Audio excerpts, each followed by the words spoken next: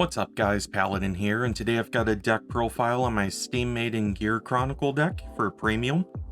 I put in a few weeks with this deck now, and it's a pretty fun deck. I think it's not worse than what we have with Chronojet. It's about a sidestep maybe in terms of power, but I feel like I've put in enough time playtesting this now where I'm comfortable enough showing off what I have.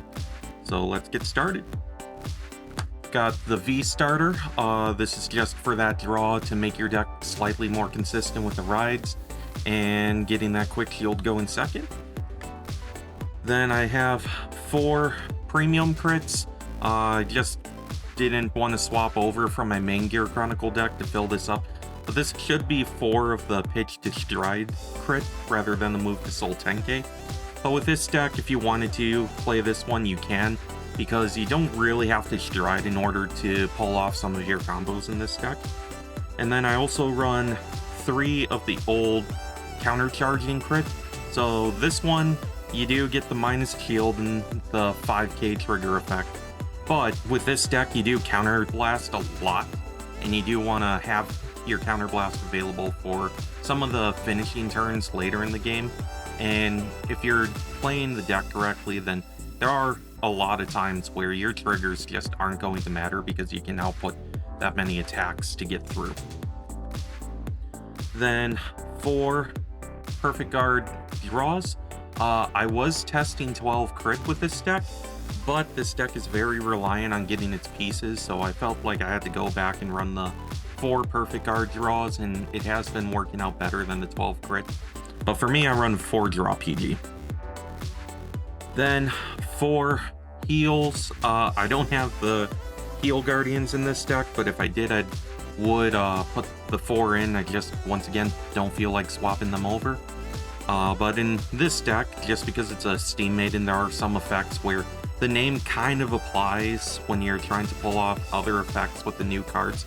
So having this in the deck isn't really that detrimental right now, but if you can, definitely put in the heal guardians. Then 1 over trigger. This card, you have to run it just because it's an over trigger.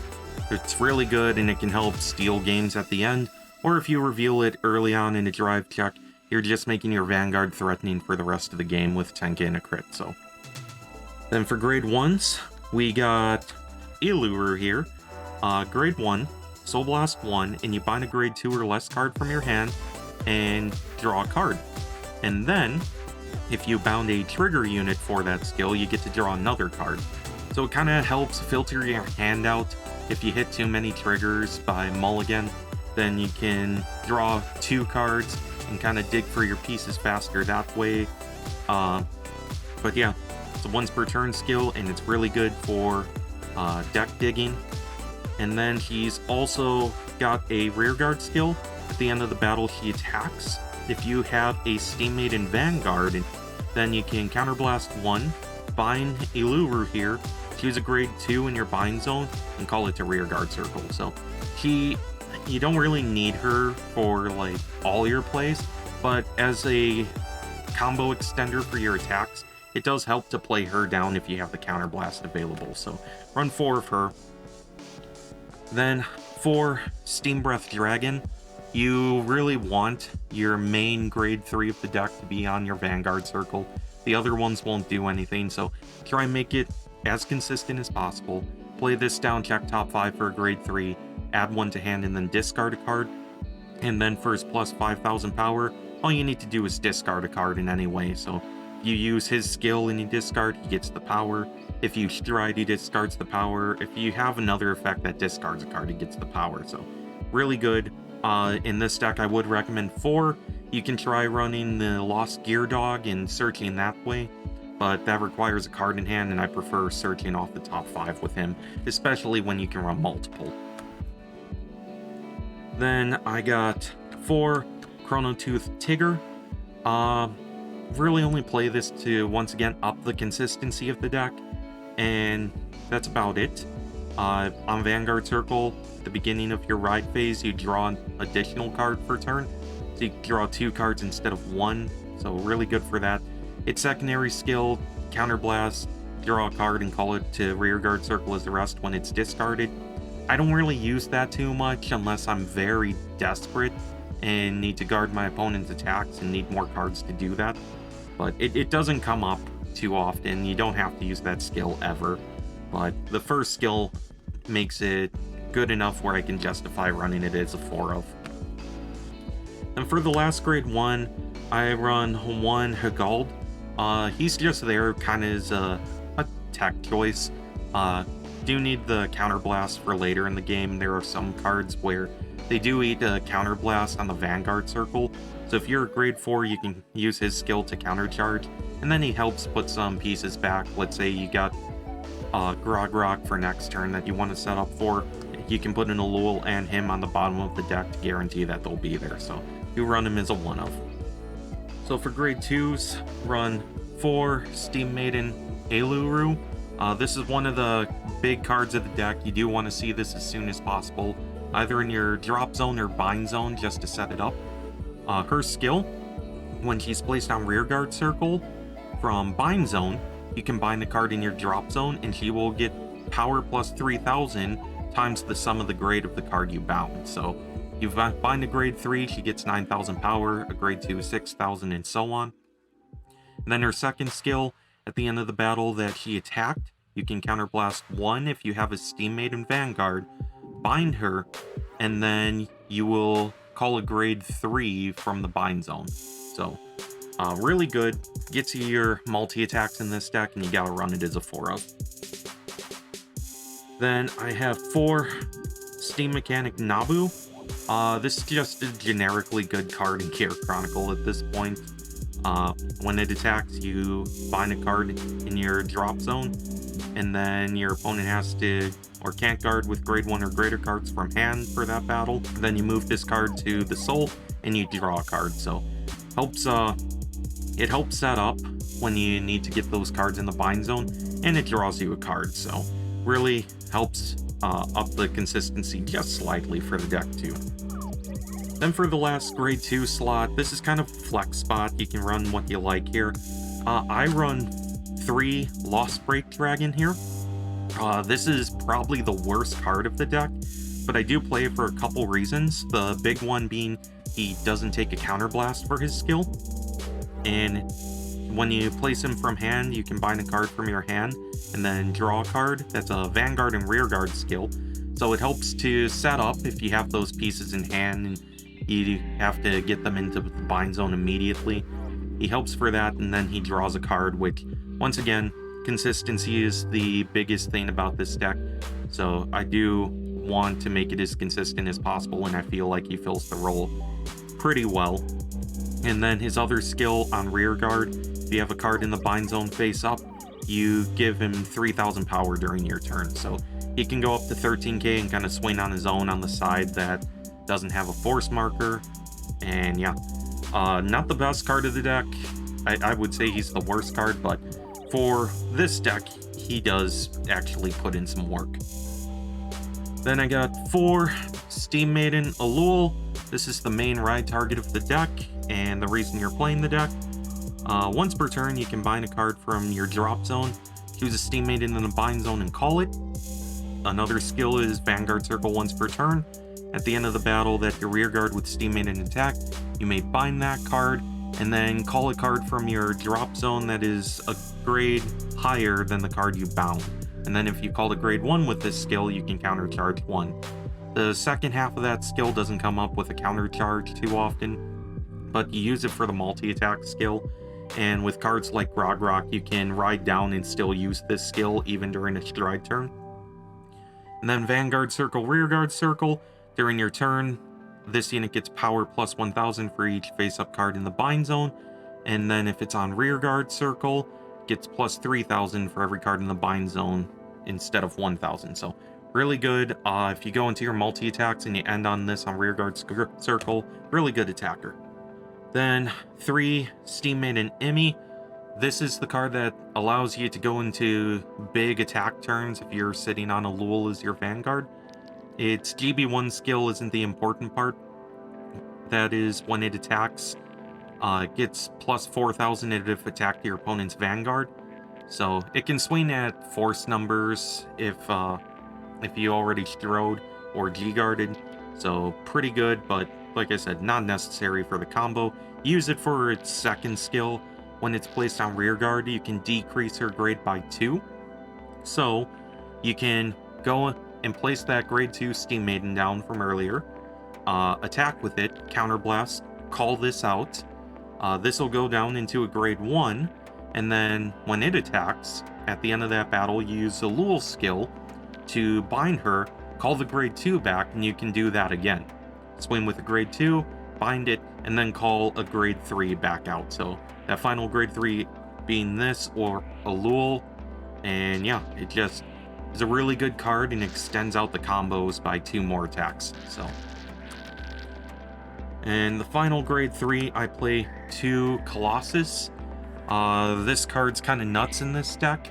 You do play from hand most times, but there are some strides where you can time leap into it, and then just get some crazy multi-attacks off that cost your opponent a lot of cards in hand to guard. And yeah, because you can pull off anywhere from 7 to 8 attacks a turn, you can rip 14 to 16 cards from your opponent's hand if they don't have any G-guards or intercepts. So really good card, and I would highly recommend playing these 2. For the G-Zone, 1 Grogrock Dragon. Normally you use this with next stage for 3 Vanguard multi-attacks, but in this deck you can ride down into an Alul and get the multi-attacks on your rear guard circle for that turn. So pretty good. Does use a counterblast, and if you do want those multi-attacks to go off, you have to commit 4 cards to the other rear guard circles so you don't bind what you need to attack with afterwards. So you do want to be careful when playing this. Make sure you are set up perfectly in order to go into this, which is why you only play 1, because it doesn't come up too often. Then 2 history builds. This is if your opponent damage denies you, or if you just don't have the counterblast available, say you're 1 off from going into your big play. You go into this instead so you can get 1 or 2 additional attacks off, depending on how many face-up cards you have in the G-Zone. Then 2 Chronos Command Revolution, and 1 regular. If I go into history build, I'll unflip this so I don't lose 2 rear guards to Revolution skill. But if I don't, and I just need to board wipe my opponent and I have some face up, I just go into Revolution here, and it helps stall out the game for another turn while your opponent tries to get their resources back. So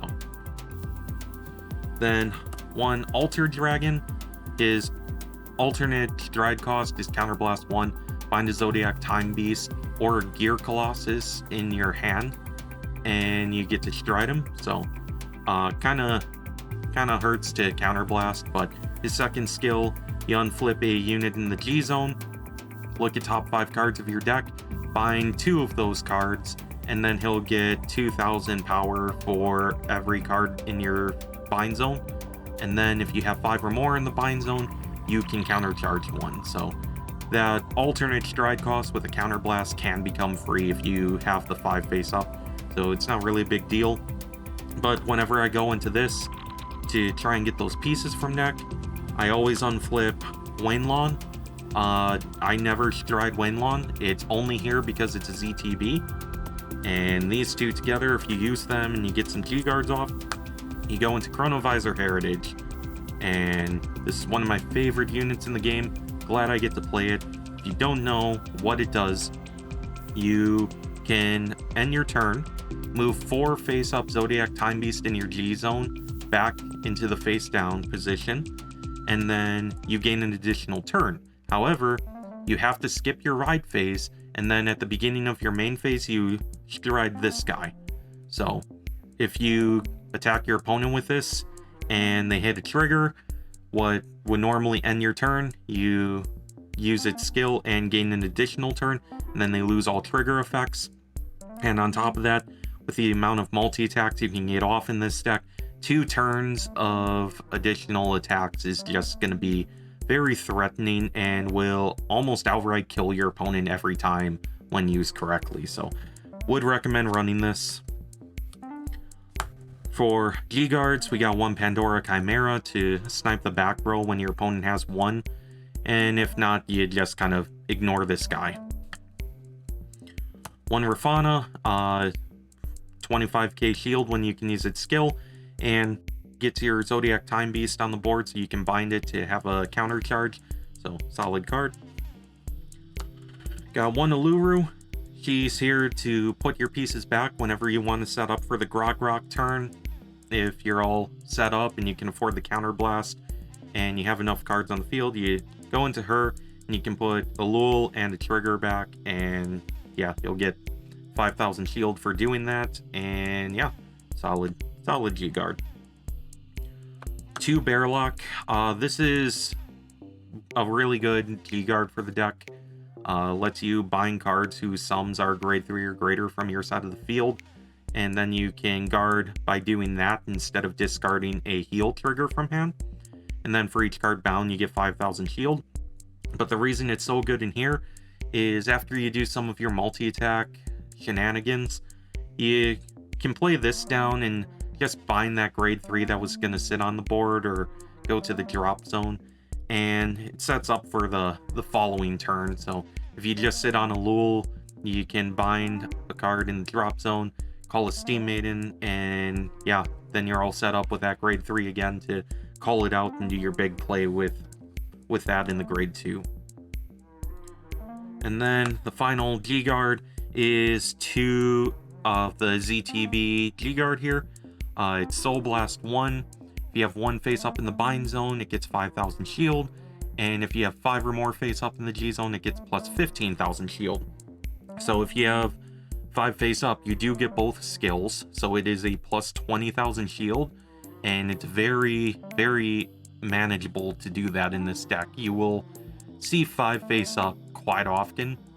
So a 35k shield and being ZTB for Chronovisor is extremely good in this deck, and I would recommend running 2 of this, or if you want to cut the Pandora Chimera, you can run 3 also.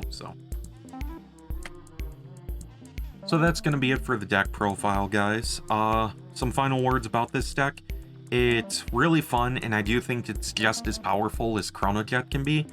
The only difference is you have to know your plays very well and manage your resources so you don't mess up your combos or find yourself with like 1 counterblast short away from finishing the turn the way you wanted to. But the more you play it, the more you get used to it and you understand what you want to go into and when. And the deck feels really rewarding once you start doing that. So thank you guys for watching. If you have any comments or questions about the deck, feel free to ask them down below, and I will comment as soon as I see them. If you like the video, make sure you hit that like button and subscribe to the channel for more deck profiles and card fights. And I will see you guys in the next deck profile.